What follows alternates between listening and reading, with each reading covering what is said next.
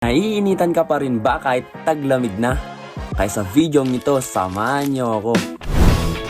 Guys, so makikita nyo yung lighting niya, ang ganda. Napaka-angas talaga. Guys, ito nga pala sa resort na napuntahan natin is marami silang pagtutulugan. Located nga pala ito sa may General Balao, Solana, Cagayan.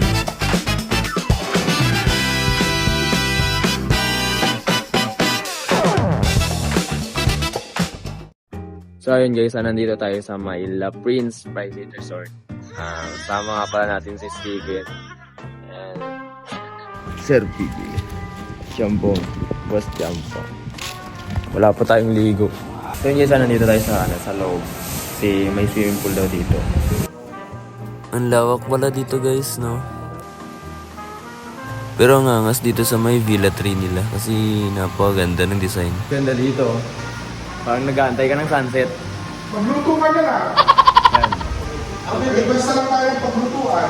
Grabe, di ko in-expect na maraming bedroom dito. Ikaw na bahala kung saan mo gusto matulog. Nagagandaan pala ako dito sa may Villa 4 guys. Kasi tignan mo naman, napakalawak. Perfect na perfect to for family bonding. Parang lumaki ka naman. Ha?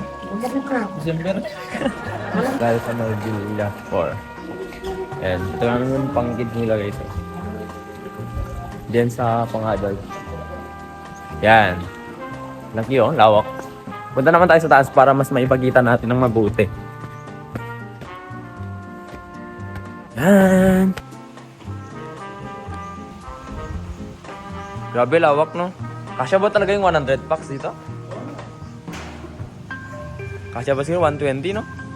So, 30K pa rin to, sir. So yun dyan sa worth of 30k. Dito sa number 3. And number 4? Villa 4. Pero feel ko talaga guys, mas maganda tignan to pag gabi kasi nga nagre-reflect ng mabuti yung ilaw ng pool. Kaya mas masarap tignan sa mata. You know, mas makikita mo yung ganda dito.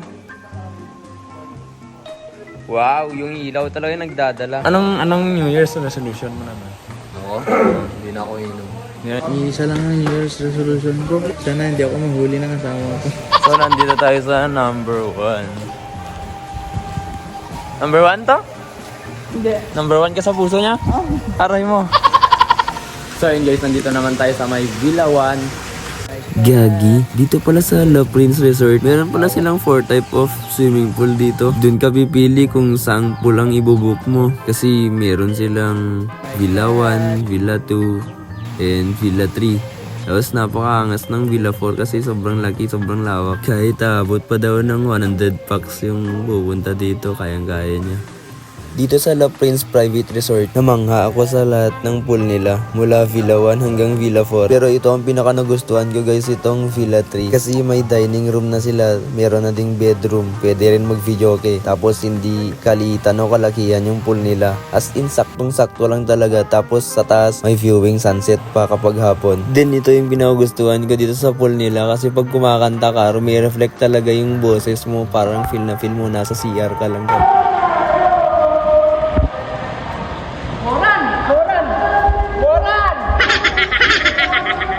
Grabe guys, lahat ng villa nila may kitchen. Hindi lang basta swimming pool kasi may ref, may lutuan, may free gas stove, at lahat ng rooms naka-air condition na rin. At ito ang pinaka-the best dito eh. Lahat ng rooms naka-KTV na rin. Tapos naka-free wifi access. At hindi lang yan, kasi meron pa silang clubhouse at may mini garden area.